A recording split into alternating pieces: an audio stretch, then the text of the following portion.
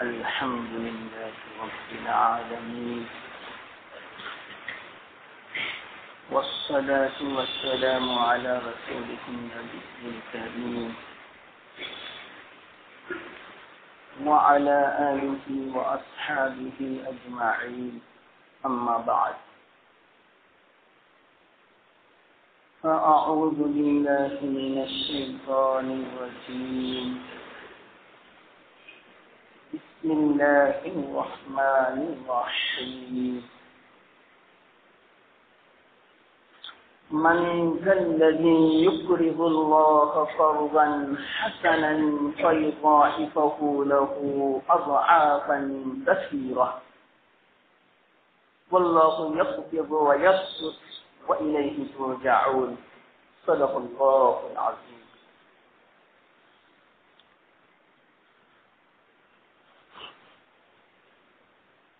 محترم دوستو، بزرگوں،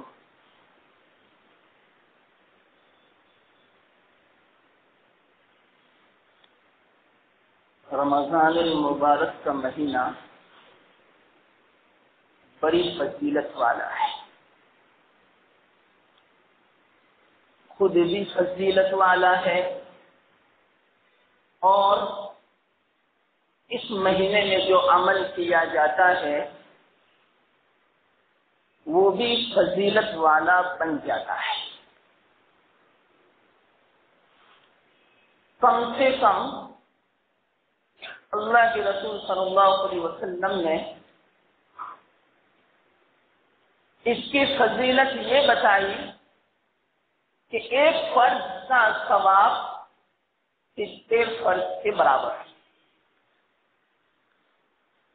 اور ایک فرض کا ثواب کتنا ہے ہم دنیا میں اس کا اندازہ نہیں لگا سکتے۔ مرنے کے بعد جب پتہ چلے گا اس وقت افسوس ہوگا کہ کاش کہ میں زیادہ سے زیادہ اللہ کے فرائض کو ادا کروں۔ مثال کے طور پر میں فرض کی بات نہیں کرتا، اللہ کے رسول صلی اللہ علیہ وسلم ارشاد فرماتے ہیں ایک معمولی کھجور کی پیشی ایسے نفلی طور پر اللہ کے راستے میں اگر نکالی تو اس کا ثواب احد پہاڑ کے برابر۔ عام دنوں کی بات اور رمضان میں اور زیادہ فضیلت 70 گنا، کہ ایک سبحان اللہ کا معمولی ثواب عام دنوں میں زمین اور آسمان کا بیچ کا جو خلا ہے وہ بھر جائے، اتنا ثواب صرف ایک سبحان اللہ کا، اور رمضان میں کوئی ایک سبحان اللہ پر اس کا ثواب مرنے کی بات پتا چلے۔ یہ مہینہ عجیب ہے،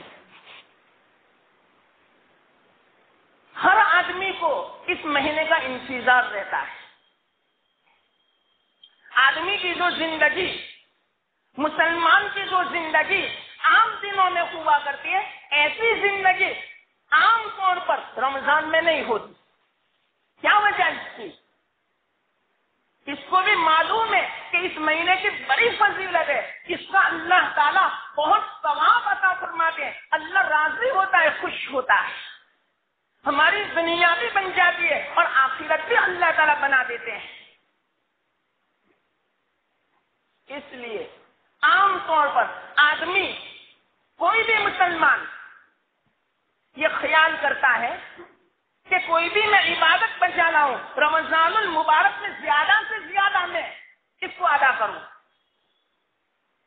تو بہت ساری عبادتیں ہیں، روزہ بھی، تراویح بھی، نماز بھی، تلاوت بھی، ذکر بھی، اور ایک وہ عبادت کہ عام طور پر مالدار جو ہے رمضان کا انتظار کرتا ہے کہ کب یہ مہینہ آئے تو وہ عبادت بھی میں بچا لاؤں، یعنی زکات والی عبادت۔ یہ زکات بھی فرض ہے،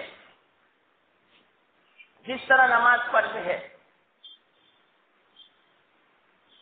بلکہ اللہ تعالیٰ نے کلام مجید میں جہاں نماز کا تذکرہ فرمایا ساتھ میں زکات کا بھی تذکرہ فرمایا. اس سے آپ اندازہ لگاؤ کہ زکات کی کتنی اہمیت کے ساتھ ساتھ میں اللہ تعالیٰ نے بیان فرمایا. 3 چیزیں ایسی ہیں جو اللہ تعالیٰ نے کلام مجید میں ساتھ ساتھ میں بیان فرمائی. ایک تو والدین کے ساتھ حسن سلوک کرنا اتنا اہم ہے کہ اللہ تعالیٰ نے اپنی عبادت کے ساتھ اس کو بیان فرمایا. جب بھی قرآن میں تذکرہ آیا اللہ کی عبادت کا اور اللہ کے ساتھ کسی کو شریک نہ ٹھہرانے کا تو اس کے ساتھ ساتھ والدین کے ساتھ حسن سلوک کا بھی تذکرہ فرمایا. اور جب بھی ایمان کا تذکرہ فرمایا عمل صالح کا بھی تذکرہ فرمایا. اور جب نماز کا تذکرہ فرمایا تو زکات کو بھی ساتھ میں بیان فرمایا. اس سے اہمیت کا پتہ چلتا ہے. تو زکات یہ فرض ہے. اگر رمضان المبارک میں ادا کی انشاءاللہ 70 فرائض کے برابر ثواب ملے گا. لیکن ایک بات یاد رکھیں, اگر کسی کے اوپر محرم میں زکات فرض ہوتی ہو تو اس کو چاہیے کہ محرم ہی میں زکات نکالے. انشاءاللہ جس وقت میں جو حکم اللہ کا ہوگا اس وقت میں جب وہ حکم پورا کرے گا اس کا ثواب زیادہ ملے گا. ہاں یہ آدمی کر سکتا ہے کہ محرم میں زکات کا حساب کر لیا اور حساب کرنے کے بعد تھوڑی تھوڑی وہ تقسیم کرتا رہا یہاں تک کہ رمضان کا مہینہ آیا اور وہ پیسہ ابھی رمضان میں باقی ہے اور رمضان میں بھی وہ ادا کرتا ہے تو اور زیادہ ثواب ملے گا. اس طرح وہ کر سکتا ہے. تو اگر کسی کو رمضان المبارک میں زکات فرض ہوتی ہو تو وہ رمضان میں نکالے. لیکن اگر کسی کو پتہ ہی نہیں کہ میرے اوپر زکات کب واجب ہوئی تھی, اس کو معلوم ہی نہیں کہ کس مہینے میں نصاب کا مالک بنا تھا, میرے پاس اتنا مال کب آیا تھا کہ جس کے بنا پر میرے اوپر زکات واجب ہوتی ہے, یہ پتہ نہ ہو تو پھر بعد میں وہ اندازن رمضان المبارک میں نکالے تو کوئی حرج کی بات نہیں. مسئلہ ہے یاد رکھنا. ایک مسئلہ اگر آپ جان لو گے اور اگر کسی کو آپ بتاؤ گے, حدیث میں آتا ہے اللہ کے رسول صلی اللہ علیہ وسلم نے ارشاد فرمایا 100 غلام آزاد کرنے کا ثواب ملے گا. اس لیے مسائل انشاءاللہ تھوڑی بہت فضیلت اور تھوڑی بہت اس کی وعید مجھے سنانا ہے اور پھر بعد میں زکات کے کچھ مسائل موٹے موٹے مجھے بیان کرنا ہے. اس کو آپ کو غور سے سننا ہے اور عمل کی نیت سے اور دوسروں کو بھی بتلانا ہے. تو زکات کا فریضہ معلوم ہو چکا.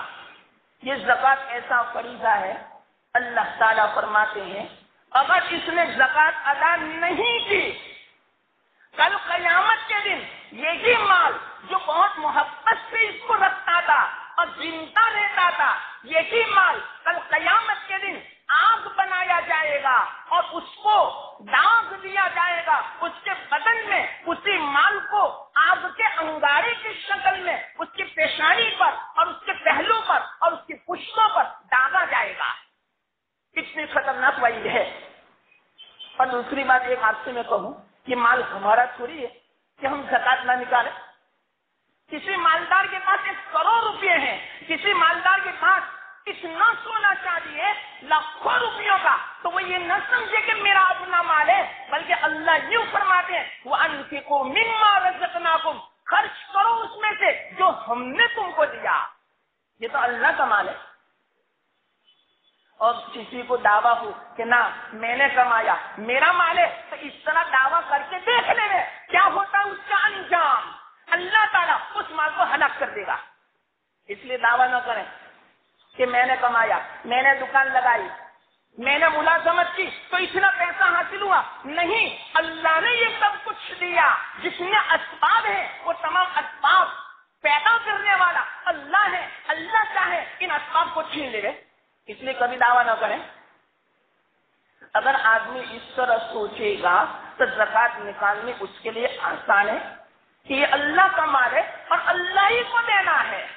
1 کروڑ روپیہ اگر کسی کے پاس ہے، یہ سارا کا سارا اللہ کا ہے، لیکن اللہ یوں فرماتے ہیں کہ سارا میں نے آپ کو دے دیا، لیکن اس میں سے صرف 2.5% نکالو بس. 1 کروڑ روپیہ ہو تو صرف 2.5 لاکھ روپیہ واجب.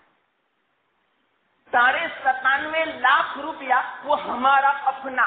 اور دوسری بات کیا، 97.5 لاکھ روپے ہمارے پاپ ہو گئے، ناپاک تھے. کیسے ناپاک؟ اگر کہ ہم نے کمائے، دکان لگائی، سب کچھ کیا، پھر بھی یہ پیسے ناپاک تھے جب تک کہ اس میں زکات ملی ہوئی. جب زکات نکال دو گے یہ سارا مال پاک ہو جائے گا. اب پاک ہونے کا مطلب کیا؟ ہم دنیا میں جس طرح کپڑا ناپاک ہوتے ہیں اس کو پاک کر دیتے ہیں، یہ مطلب نہیں. مانوی پاکی یہ تو مرنے کے بعد پتا چلے گا کہ پاک ہونے کا مطلب کیا. گناہوں سے پاک فرما دیتا ہے، بے برکتی سے اللہ پاک فرما دیتا ہے، فتنوں سے بچا لیتا ہے اس مال کو جس مال کی زکات ادا کی جاتی ہے. یہ حدیث کا مفہوم ہے. جیسا کہ ایک حدیث میں اللہ کے رسول صلی اللہ علیہ وسلم نے ارشاد فرمایا کہ جس مال کی زکات نکال دی جائے تو اس مال کا شر ختم ہو جاتا ہے. اور شر کا مطلب کیا؟ یعنی اس کا جو گناہ ہے اور اس کا جو فتنہ ہے اور اس کی جو بے برکتی ہے اللہ تعالیٰ اس کو دور فرما دیتے ہیں زکات ادا کرنے کی بنا پر. اور زکات ادا کرنے کی بنا پر ہمارا بقیہ مال معاف ہو جاتا ہے. اور دوسری بات، اللہ تعالیٰ زکات ادا کرنے کی بنا پر اس مال میں برکت عطا فرماتے ہیں. یمحق اللہ الربا ویربی الصدقات. چاہے ہمیں سمجھ میں نہ آئے کہ کیسے مال میں اضافہ ہوتا ہے، ایک مختصر بات سن لو. برکت کا مطلب کہ ہماری ضرورتیں پوری ہو، عافیت کے ساتھ ہمارے پاس جتنا مال ہے اس سے ہماری تمام ضرورتیں پوری ہو جائے، کوئی پریشانی نہ ہو، اس کو بولتے برکت. اور ایک برکت کا مطلب یہ کہ واقعات 100 روپے تھے اللہ نے 1000 بنا دیے. کسی بھی اعتبار سے معمولی تجارت کرنے کی بنا پر اللہ نے 1000 کے 10,000 بنا دیے، 10,000 کے 1,00,000 بنا دیے. یہ برکت. اور اللہ تعالیٰ کا وعدہ ہے کم از کم 1 روپے کا 10 روپیہ ضرور دے گا. من جاء بالحسنہ فلہ عشر امثالھا. جب یہ آیت نازل ہوئی ایک مختصر حدیث میں آپ کو سنا دوں. پچھلی امتوں میں جب کوئی آدمی ایک نیکی کرتا اللہ تعالیٰ صرف ایک ہی ثواب عطا فرماتے، اور ایک گناہ کرتا تو ایک ہی گناہ لکھا جاتا. لیکن اس امت پر اللہ کے رسول صلی اللہ علیہ وسلم کے طوفان میں، صدقے میں اس امت پر اللہ تعالیٰ نے احسان کا معاملہ فرمایا. اگر ایک نیکی بچا لاؤ گے تو میں 10 گنا تمہیں دوں گا، چاہے وہ فریضہ کیوں نہ ہو، چاہے نفلی کیوں نہ ہو، کم از کم اللہ تعالیٰ اس کا 10 گنا عطا فرماتے ہیں. من جاء بالحسنۃ فلہ عشر امثالھا. جب یہ آیت نازل ہوئی تو اللہ کے رسول صلی اللہ علیہ وسلم نے دیکھا کہ اللہ کی رحمت گوش میں ہے، تلاؤ میں مزید اضافے کی درخواست کروں. تو کیا فرمایا اللہ کے رسول صلی اللہ علیہ وسلم نے؟ یا اللہ، آپ کے خزانے میں کوئی کمی نہیں، آپ اس سے زیادہ دینے پر بھی قادر ہو. اگر 10 گنا سے بھی زیادہ اگر آپ دیں تو آپ کے خزانے میں کوئی کمی نہیں واقع ہوگی. تو اللہ تعالیٰ نے دوسری آیت نازل فرمائی، مثل الذین ينفقون اموالهم فی سبیل اللہ کمثل حبۃ انبتت 7 سنابل فی کل سنبلۃ 100 حبۃ. یعنی 10 گنا پہلی آیت میں، اور دوسری آیت سے پتا چلا ایک کا 700 گنا ملتا ہے. اس پر میں مختصر واقعہ بھی سنا دوں. حضرت ابو بکر صدیق رضی اللہ تعالیٰ عنہ کے زمانے میں قحط طاری ہوئی، لوگ پریشان تھے، کھانے کا صحیح معنوں میں غلہ اور اناج نہیں ملتا تھا. صحابہ ہر وقت انتظار میں رہتے کوئی باہر سے آئے اناج بیچنے کے لیے تاکہ ہم اس کو خریدیں. تو اس لیے میں حضرت عثمان غنی رضی اللہ تعالیٰ عنہ کا جو قافلہ تھا وہ آیا، مدینہ میں داخل ہوا. جیسے صحابہ کو پتا چلا تمام کے تمام وہاں تشریف لے گئے. کئی اونٹوں پر اناج لدا ہوا تھا. حضرت عثمان غنی رضی اللہ تعالیٰ عنہ وہاں پر تشریف فرماتے. صحابہ آئے، صحابی نے یوں فرمایا ایک نے کہ مجھے یہ اناج چاہیے، 1 درہم کے بدلے میں اتنا کلو اناج دے دو. تو حضرت عثمان غنی رضی اللہ تعالیٰ نے فرمایا نہیں، یہ تو بڑا مہنگا اناج ہے، بڑا قیمتی اناج ہے، اتنا سستا میں نہیں بیچوں گا. تو کسی نے پوچھا آپ کتنے بھاؤ میں بیچنا چاہتے ہیں؟ تو فرمایا کم از کم 700 درہم کا 1 کلو. تو صحابہ فرمایا کہ ہمارے پاس اتنا تو پیسہ نہیں ہے، ہم کیسے اس کو خرید سکتے ہیں؟ نا امید ہو کر چلے گئے. ابھی تھوڑی دور پہنچے تھے، حضرت عثمان رضی اللہ تعالیٰ عنہ نے سب کو بلایا، اے اللہ کے بندو، اے صحابہ، اے میرے رفقا، تشریف لائیے اور جتنا آپ کو چاہیے اس میں سے آپ لے لو، کوئی حرج کی بات نہیں. تو صحابہ تعجب کرنے لگے کہ ابھی تو آپ 1 روپے میں بھی 700 روپے میں بیچنے کے لیے تیار تھے اور ابھی آپ ایسے مفت میں لینے کے لیے تیار ہو گئے. حضرت عثمان نے کیا عجیب بات بیان فرمائی. یہ فرمایا کہ میں نے اصل میں سودا کر لیا ایسی ذات کے ساتھ کہ تو ذات ہمیں 1 روپے کے بدلے میں 700 گنا دینے والی ہے، اس کے ساتھ میرا سودا ہو چکا. اس بنا پر میں آپ کو ایسے ہی لینا چاہتا ہوں. تو کم از کم 700 گنا ملتا ہے. حضرت ابو بکر صدیق رضی اللہ تعالیٰ عنہ کی خلافت کا زمانہ تھا. حضرت عبداللہ بن عباس رضی اللہ تعالیٰ عنہ بھی تھے. رات کو جب وہ سو گئے، اللہ کے رسول صلی اللہ علیہ وسلم کے خواب میں زیارت ہوئی. حضرت ابن عباس رضی اللہ تعالیٰ عنہما کو اللہ کے رسول صلی اللہ علیہ وسلم جلدی جلدی کہیں تشریف لے جا رہے تھے. کتنے میں حضرت ابن عباس نے پیچھے سے آواز دی، یا رسول اللہ، کئی زمانے سے میں آپ کو دیکھنے کا مشتاق تھا، آپ کو دیکھنے کے لیے میں منتظر تھا. آج آپ کی زیارت ہوئی، آپ ذرا تھوڑی دیر کھڑے رہے کہ جس کی بنا پر میں آپ کو دیکھ سکوں، آپ سے میں ملاقات کر سکوں. اللہ کے رسول صلی اللہ علیہ وسلم نے خواب میں فرمایا، اے ابن عباس، ابھی میرے پاس وقت نہیں ہے آپ کی ملاقات کا، اس لیے کہ اللہ نے مجھے یہ حکم دیا، اے میرے نبی، اے محمد، جلدی سے جنت میں جاؤ. میں نے عثمان غنی کے لیے جو بدلہ تیار کر رکھا ہے، ابھی انہوں نے اللہ کے راستے میں جو مال خرچ کیا ہے میرے نام کے اوپر، اس کا بدلہ جو میں نے جنت میں تیار کر رکھا ہے اس کو دیکھنے کے لیے جاؤ. حضرت ابن عباس سے یوں فرمایا، اے میرے بھتیجے، میں تو وہ بدلہ دیکھنے کے لیے جاتا ہوں، میرے پاس اتنا وقت نہیں ہے، اتنی فرصت نہیں آپ سے ملنے کی. تو یہ کب ملے گا؟ جبکہ واقعیتاً یقین بھی ہو، اور ضرور اللہ تعالیٰ عطا فرماتے ہیں، اس میں کوئی شک کی بات نہیں. 700 گنا عطا فرماتے ہیں، اور جو اللہ کے راستے میں خرچ کرتے ہیں ان کو تجربہ بھی ہے کہ اللہ تعالیٰ اس طرح روزی عطا فرماتا ہے کہ ان کو وہم و گمان میں بھی نہیں ہوتا. جب یہ آیت نازل ہوئی تو اللہ کے رسول صلی اللہ علیہ وسلم نے دیکھا کہ اللہ کی رحمت بڑی گوش میں ہے، تو اور زیادہ میں اضافے کی درخواست کرو اللہ سے. تو فرمایا، یا اللہ، تو اس سے بھی زیادہ دینے پر قادر ہے. تو اللہ تعالیٰ نے یہ آیت نازل فرمائی، من ذا الذی یقرض اللہ قرضا حسنا فیضاعفہ لہ اضعافا کثیرہ. 700 سے بھی زیادہ کوئی بھی نیکی کرو گے، چاہے وہ صدقہ ہو چاہے زکات ہو، اللہ تعالیٰ 700 سے بھی زیادہ عطا فرماتے ہیں. اللہ کے رسول صلی اللہ علیہ وسلم نے دیکھا کہ ابھی تو اس میں اب آفن کثیرہ کی کہہ رہے، تو اس میں کچھ نہ کچھ تو گنتی باقی ہے، اور زیادہ میں درخواست کروں. تو پھر بعد میں 4تھے نمبر پر اللہ تعالیٰ نے آیت نازل فرمائی، انما یوفی الصابرون اجرهم بغیر حساب. بے حساب عطا فرماتے اللہ تعالیٰ. تو زکات ایک فریضہ ہے، لیکن اگر ہم اللہ کے راستے میں نکالیں گے انشاءاللہ یقین رکھو اللہ تعالیٰ بے حساب عطا فرمائے گا.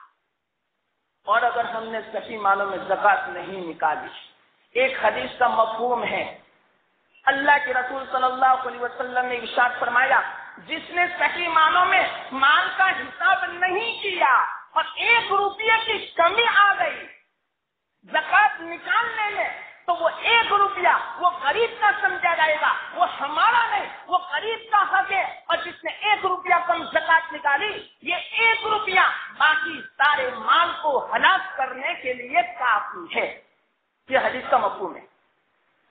اس سے پتا چلا علماء فرماتے ہیں کہ برابر حساب سے زکات نکالو اور کچھ اپنی طرف سے زیادتی کے طور پر بھی نکال دو تاکہ ہمارا کوئی حساب باقی نہ رہے. انشاءاللہ زکات کا بھی ثواب ملے گا اور جو ہم نے زیادہ نکالا اس کا بھی اللہ تعالیٰ اجر ضرور عطا فرمائیں گے.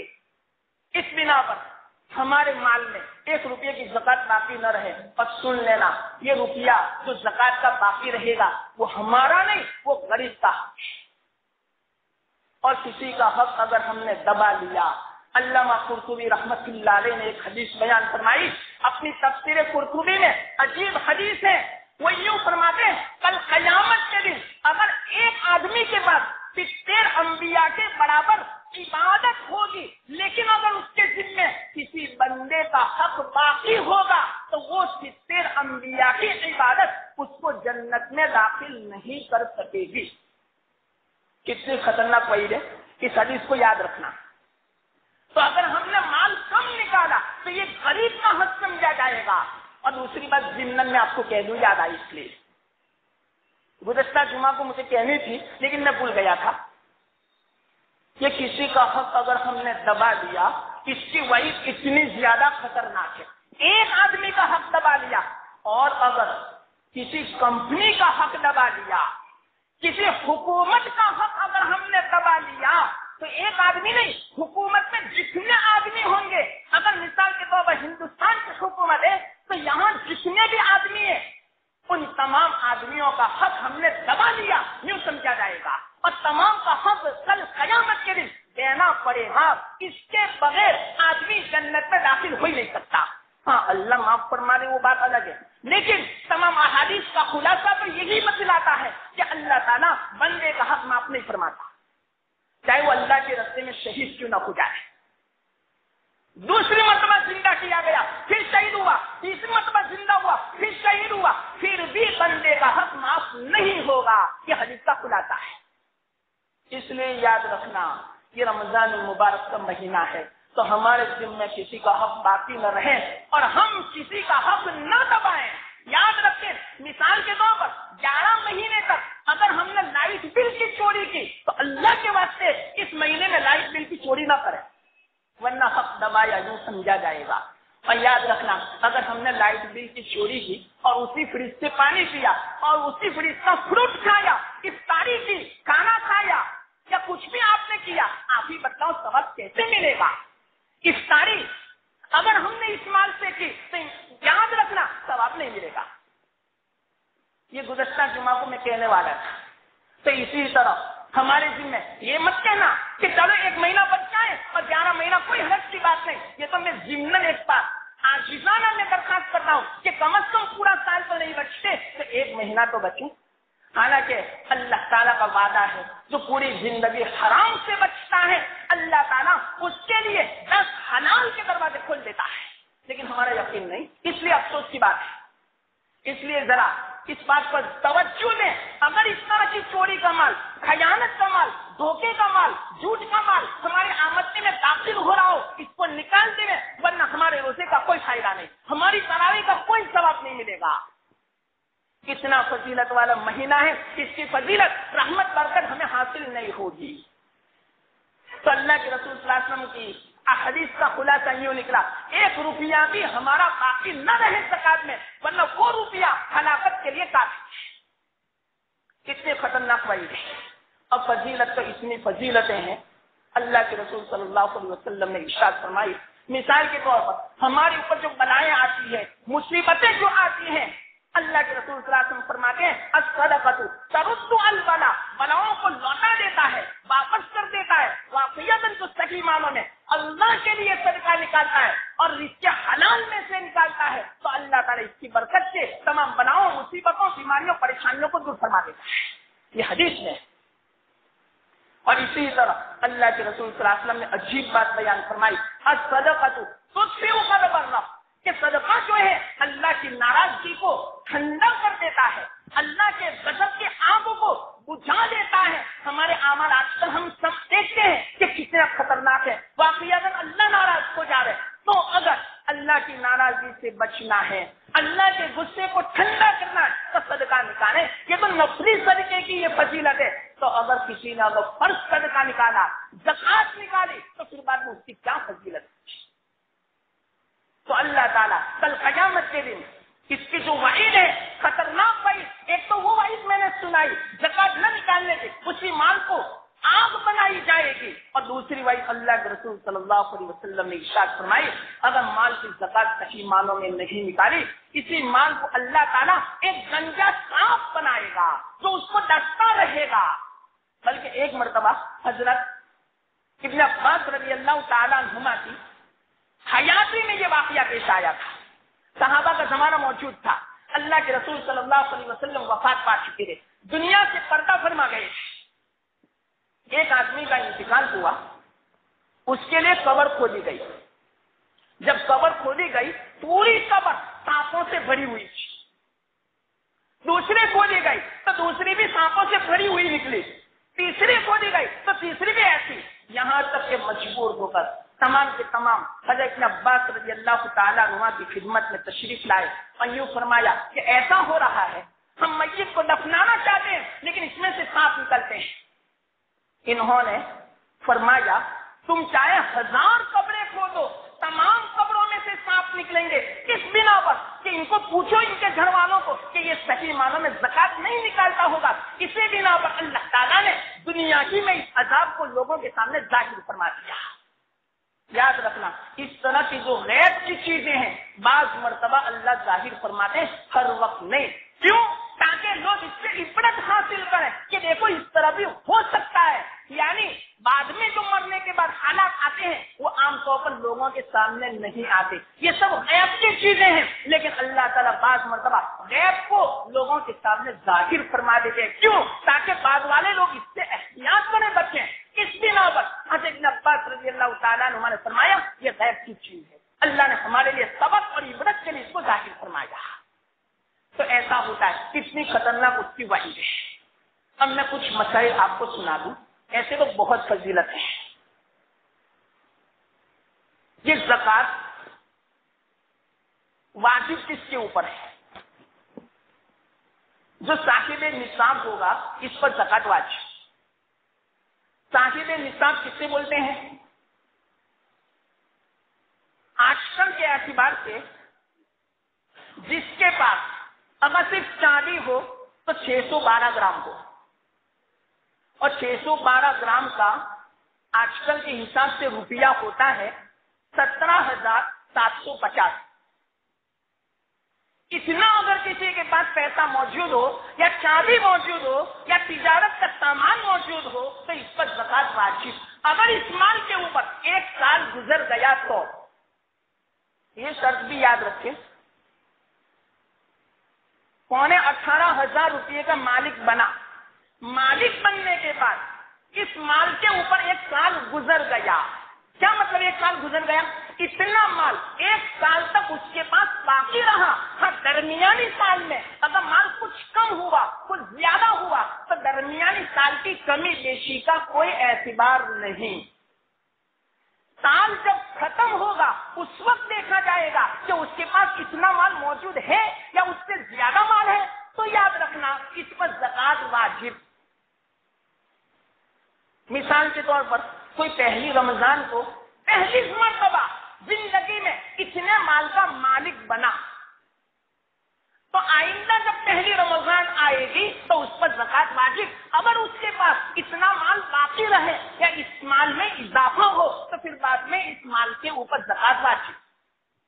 और दरमियानी महीनों में कमी बेशी होती रही, उसका कोई एतबार नहीं। हाँ, आइंदा साल जब रमजान का महीना आए और पहली जब रमजान हो तो उसके पास इतना माल ना हो, सिर्फ 10,000 रुपया है, तो ज़कात वाजिब नहीं। 1 साल तक मुसलसल निसाब का मालिक रहना जरूरी है, जब इसके ऊपर ज़कात वाजिब। देखो, मैंने चांदी का हिसाब बताया 612 ग्राम।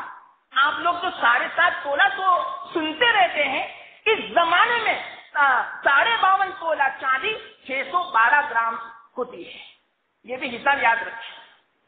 और सोना अगर किसी के पास अकेला हो तो फिर बाद में जो 7.5 तोला सोना हिसाब आपने सुन रखा है, आजकल के ग्राम के एतबार से 87 ग्राम होता है।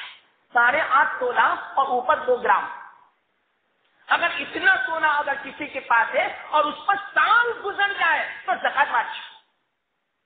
और इतना माल चाहे औरत के पास हो, चाहे मर्द के पास हो, चाहे बालिग मर्द के पास या बालिग लड़की के पास मौजूद हो और 1 साल गुजर जाए तो उस पर भी ज़कात वाजिब। ये न समझे कि घर का बड़ा आदमी है वो अकेला ज़कात निकाले, नहीं, औरत के पास होगा इतना माल तो औरत पर भी अलग से ज़कात वाजिब और औलाद पर भी अलग से ज़कात वाजिब।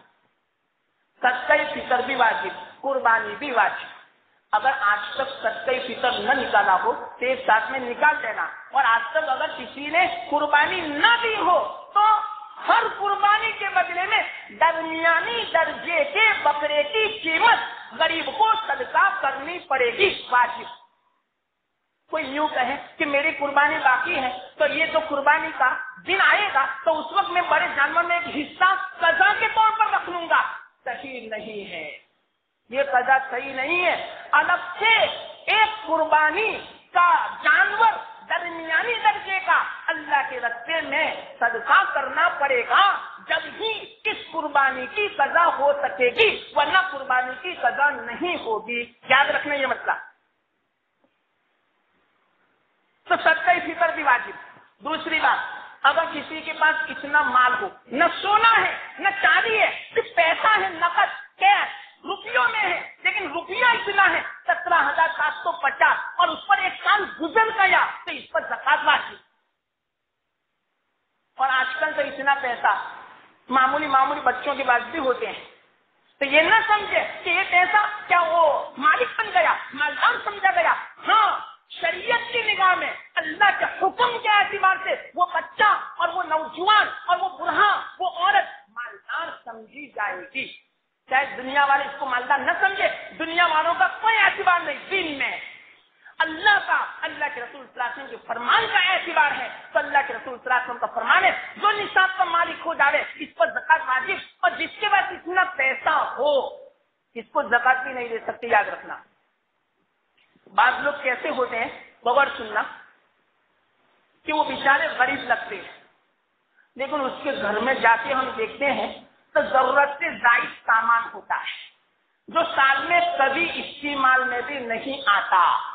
या बात गरीब ऐसे हैं, औरतें भी ऐसी है, मर्द भी ऐसा है कि आमतौर पर हमारी जरूरत कपड़ों के एतबार से 8-10 जोड़े में पूरी हो जाती है, लेकिन किसी के पास 100 जोड़ी कपड़े होते हैं, 100 जोड़ी कपड़े।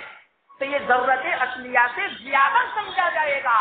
अगर वो तो 10 जोड़ी के अलावा तो 90 जोड़ी है, अगर इसकी कीमत इतनी आती है 17,750 रुपया, तो ऐसे गरीब आदमी को ज़कात नहीं दे सकते। याद रखना, ज़कात आपकी अदा नहीं समझी जाएगी। और उसके बाद जायद सामान है, या उसके घर में टीवी है, VCR है, ये तमाम जरूरतें असलिया से जायद समझा जाएगा। अगर उसकी कीमत 17,750 बनती है तो उसको ज़कात नहीं दे सकते। हाँ, अगर ये सामान घर में रखा हुआ है तो उसके जिम्मे ज़कात वाजिब नहीं। मसला जरा समझना मैं क्या कहता हूँ।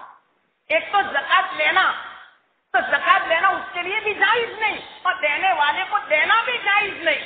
हाँ, उसके जिम्मे ज़कात वाजिब नहीं होगी जिसके पास पैसे नहीं, जिसके पास चांदी नहीं, जिसके पास सोना नहीं, जिसके पास तिजारत का सामान नहीं। लेकिन अगर जरूरत से ज्यादा सामान घर में मौजूद है, ऐसे आदमी को ज़कात नहीं दे सकते। अगर दी ज़कात तो ज़कात अदा नहीं होगी। इससे पहले अगर हमारी ज़कात अदा नहीं हुई, अक्सर नौ ज़कात निकालनी पड़ेगी। ये मसला याद रखें। इस जमाने में ऐसे बहुत गरीब आदमी है कि जिनके पास 100 जोड़ी कपड़े हैं। क्या जरूरत है इतने जोड़ी कपड़े रखने की? कच्चे कपड़े भी इतने आपको मिलेंगे और बर्तन भी इतना मिलेगा जो साल में कभी इस्तेमाल में नहीं आता। फर्नीचर भी ज्यादा इतना मिलेगा कि 20-20 हजार का फर्नीचर, और है आदमी गरीब, तो ऐसे आदमी को ज़कात नहीं दे सकते। हाँ, इस पर ज़कात वाजिब नहीं जब तक कि उसके पास पैसे ना हो, सोना ना हो, चांदी ना हो, सामान्य तिजारत ना हो। ज़कात वाजिब नहीं, लेकिन ज़कात नहीं दे सकते। देखो मैं बार बार कहता हूँ, अगर किसी को समझ में ना हो तो बाद में मुझसे पूछ लेना। अब ज़कात किस सामान पर वाजिब? एक तो मैंने सोना और चांदी बतलाया। दूसरा, अगर किसी के पास कैश पैसा हो, रुपया हो, नकद बैंक में हो या तिजारत में लगा हुआ हो या अपने जेब में हो या घर में मौजूद हो 17,750 रुपया, तो इस पर ज़कात वाजिब। या तिजारत का सामान है, कोई भी दुकान है, अब दुकान में कपड़ा हो, अनाज हो, लोहा हो या कोई भी सामान हो, वो अगर सामान 17,750 तक का हो जाता है तो फिर बाद में उस पर ज़कात वाजिब। तो 3 चीजों पर ज़कात वाजिब, सामान तिजारत पर, सोना चांदी और जेवरात के ऊपर, और कैश जो नकद जो रुपये हैं, इन 3 चीजों के ऊपर ज़कात वाजिब। और एक साल गुजर जाए, ये भी साथ साथ में मिलाते रहना। हाँ, अगर किसी ने तिजारत के लिए दुकान तो खोली है लेकिन उसके जिम्मे कर्जा है, और कर्जा किस चीज का है? अपनी जरूरियात में उसने कर्जा ले रखा है, खाने पीने के लिए, या मिसाल के तौर पर तिजारत का जो सामान दुकान में रखा हुआ है इसके लिए कर्जा ले रखा है, तो ये कर्जा लेस होगा, यानी कम कर दिया जाएगा। मिसाल के तौर पर तिजारत का सामान दुकान में 1 लाख रुपए का है और उसके जिम्मे कर्जा 50,000 का है, तो 1 लाख नहीं समझेंगे बल्कि 50,000 समझेंगे। अब 50,000 पर ज़कात वाजिब। और तिजारत के सामान के साथ घर में सोना चांदी हो, इसको भी मिलाया जाएगा। इन तमाम का कुल मिलाकर टोटल निकालकर फिर बाद में ज़कात 40 का हिस्सा निकाली जाएगी। 1,000 रुपया हो तो 25 रुपया बच्चे, 10,000 हो सिर्फ 250 रुपया, 1 लाख रुपया हो सिर्फ 2,500 रुपया। इतना हिसाब याद रखना, बस इतनी ज़कात निकालनी अल्लाह के रस्ते में, तो अल्लाह ताला माल को भी पाक फरमा देगा। हाँ, बाज मर्तबा क्या होता है, हमने कर्जा तो ले रखा है लेकिन वो कर्जा कैसा है, मिसाल के तौर पर मालदार लोग कर्जा लेते हैं, बैंक से लोन लेते हैं करोड़ों लाखों रुपयों का, तो ये कर्जा नहीं समझा जाएगा, याद रखना। वरना आजकल के मालदार लोग जब फैक्ट्री बनानी होती है या कोई मशीनरी इंपोर्ट करनी होती है बाहर से, तो 1 करोड़ रुपये का लोन लेती है, तो वो मालदार क्यों कहे मैं तो 1 करोड़ का कर्जे वाला हूँ, मेरे जिम्मे ज़कात वाजिब नहीं, तब सुन लेना ऐसे मालदार लोग, ये कर्जा लेस नहीं होगा, ये कर्जा बात नहीं होगा, कम नहीं किया जाएगा, इसको कर्जा ही नहीं समझा जाएगा। हाँ, जो माल काबिल ज़कात हो, मिसाल के तौर पर किसी ने फैक्ट्री लगाई है और उसमें कच्चा माल लाया, यानी लोहा लाया, या मिसाल के तौर पर कपड़े बनाने तो धागा लाया, या कोई भी चीज लाया कच्चा, अभी सामान तैयार नहीं हुआ, तो उस कच्चे माल पर ज़कात वाजिब। क्यों? इसलिए कि कच्चे माल का जो कर्जा है ये कर्जा लेस किया जाएगा। मिसाल के तौर पर कंपनी में कच्चा माल, अभी वो सामान तैयार नहीं हुआ, कच्चा माल पड़ा हुआ है, वो कच्चा माल 50 लाख का हो तो 50 लाख का अगर कर्जा हो तो फिर बाद में ये कर्जा कम किया जाएगा। लेकिन अगर मशीनरी 1 करोड़ की हो, फैक्ट्री की बिल्डिंग हमने किसी से लोन लेकर या बैंक से हमने लोन ले 1 करोड़ रुपये की, तो वो करोड़ रुपयों का कर्जा कम नहीं किया जाएगा, ये मसला याद रखें। ये कर्जे की बात हुई। अब ये हम ज़कात किसको दे, तो ज़कात एक और मसला मैं सुना दूं। बाज मर्तबा कोई चीज हम किस्तवार लेते हैं, हफ्ते से लेते हैं, 3 साल का हफ्ता है, तो जिस साल हमारा हफ्ता पक गया, जिस साल हमें हफ्ता देना है और वो जो मालिक है उस चीज का हफ्ता लेने वाला, तो उसी साल का कर्जा देने वाले को लेस किया जाएगा और लेने वाले को इजाफा किया जाएगा। मिसाल के तौर पर किसी ने मकान ले रखा है 50 लाख का और यूं कहा कि आपको हर साल 10 लाख रुपए देने हैं। अब जिसने मकान खरीदा है उसके जिम्मे 50 लाख का कर्जा है, जब वो ज़कात निकाले तो 50 लाख कर्जा नहीं समझा जाएगा। समझना इस बात को, 50 लाख कर्जा नहीं समझा जाएगा। जिस रमजान को वो ज़कात निकालेगा तो उस रमजान में उसके जिम्मे सिर्फ 10 लाख रुपया अदा करना है। 10 लाख का हफ्ता है, इस बिना पर सिर्फ 10 लाख कम किए जाएंगे, 50 लाख कम नहीं किए जाएंगे। इसको बोलते हैं, मिसाल के तौर पर फॉरेन में होता है मॉर्गेज से मकान लेते हैं। तो अगर यूरोप में किसी ने मकान ले रखा है मॉर्गेज पर, तो जिस महीने में या जिस साल में इसको जो किस्त देनी पड़ती है, जो हफ्ता देना पड़ता है, उसी हफ्ते को कम किया जाएगा, पूरा कर्जा कम नहीं किया जाएगा। ये मसला याद रखिए। اور ہمارا کوئی رشتے دار یا گھر کا آدمی فورن میں ہو تو اس کو بھی یہ مسئلہ سنا دے. یہ نہ سمجھے اپنے آپ کو کہ میں تو قرضے میں ہوں, میرے ذمے زکات واجب نہیں, اس کے ذمے بھی زکات واجب ہو جائے گی. یہ مسئلہ بھی یاد رکھیں. اب زکات کس کو دے؟ عام طور پر زکات جو غریب ہو, جس کے پاس اتنا مال نہ ہو, جو نصاب کا مالک بن سکتا ہو, اس کو آپ زکات دے سکتے ہیں. اور اگر رشتے دار ہو تو اس کو ڈبل ثواب. ایک تو صلہ رحمی کا بھی ثواب ملے گا اور زکات کا الگ ثواب ملے گا. یہ دو ثواب ملیں گے رشتے دار کو. لیکن رشتے داری میں صرف دو رشتے کو یاد رکھنا, ان دو رشتے والوں کو نہیں دے سکتے زکات. ایک رشتہ ولادت کا, مثال کے طور پر بیٹا ہو تو ولادت کا رشتہ باپ سے ہے تو وہ بیٹا باپ کو زکات نہیں دے سکتا. اور باپ کے اوپر جتنے بھی ہیں, دادا اور دادا, کسی کو زکات نہیں دے سکتے. اور دادا بھی اپنی اولاد کو اور اسی طرح اپنی نواسیوں کو, اپنی پوتیوں کو, اپنے پوتوں کو, اپنی اولاد کو زکات نہیں دے سکتا. یہ ولادت کا جو رشتہ ہے اس کو زکات نہیں دے سکتے, یاد رکھنا. اور دوسرا رشتہ نکاح کا رشتہ, شوہر بیوی کو نہیں دے سکتا اور بیوی شوہر کو زکات دے سکتے ہیں. ہاں, غیر مسلم کو نہیں دے سکتے زکات, نفلی صدقہ دے سکتے ہیں. اگر بھائی غریب ہو تو بھائی کو زکات دو گے, بہن کو زکات دو گے, دو ثواب ملے گا. ماموں, خالہ, پھوپھی, کوئی بھی رشتے دار کو آپ اگر زکات دو گے, وہ غریب ہو اصل, یہ یاد رکھے, تو پھر بعد میں دو ثواب ملے گا. ہاں, بعض لوگ گھروں میں دیکھتے ہیں کہ ہمارے رشتے دار غریب تو ہیں لیکن ان کے پاس تھوڑا سونا بھی ہے اور تھوڑا چاندی بھی ہے یا تھوڑا پیسہ بھی ہے, تو ان کو اتنا کہہ دے کہ بھائی یہ تھوڑی چاندی کیوں رکھتے ہو, خام خواہ اس کے بنا پر آپ کی حالت تو بڑی غربت کی ہے, آپ زکات بھی نہیں لے سکتی بلکہ آپ کے اوپر زکات واجب ہو جاتی ہے, تو آپ تھوڑی چاندی کیوں رکھتے ہو اپنے پاس, اس کو بیچ دو کہ جس کے بنا پر آپ زکات بھی لے سکتے ہیں ورنہ زکات نہیں لے سکتے. یاد رکھنا یہ مسئلہ بھی ان کو سنا دے تو رشتے دار کو زکات دے سکتے ہیں. اور صرف دو رشتوں کو آپ زکات نہیں دے سکتے.